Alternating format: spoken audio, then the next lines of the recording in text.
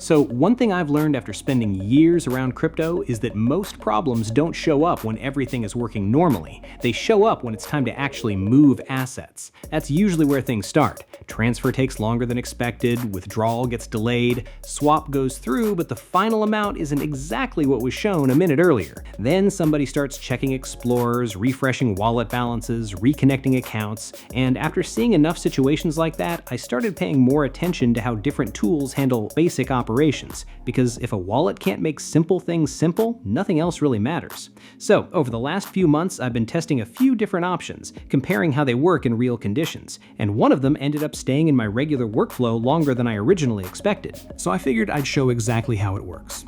Okay, I'm on the main page now. The first thing, I click Create Wallet. From here, Wallet asks me to set up a password. I usually treat this as the first layer of security because it's what protects access to the wallet on this device. So I create the password, save it, and move forward.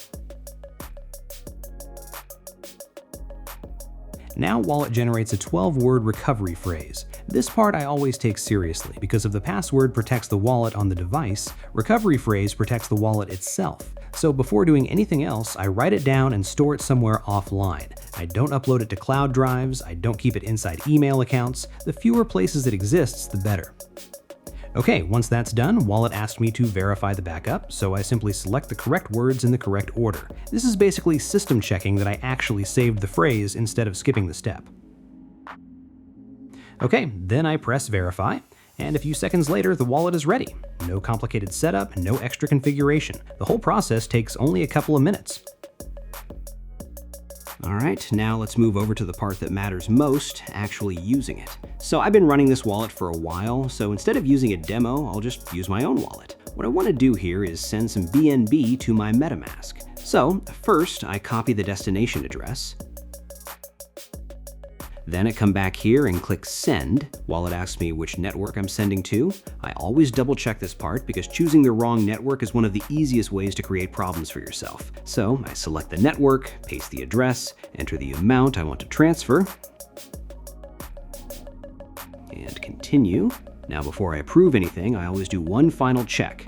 Address looks right, amount, network, and right here I can also see the transaction cost. And in this case, it's showing 0. No gas fee, no additional transfer charge. So I click confirm, and transaction is now processing.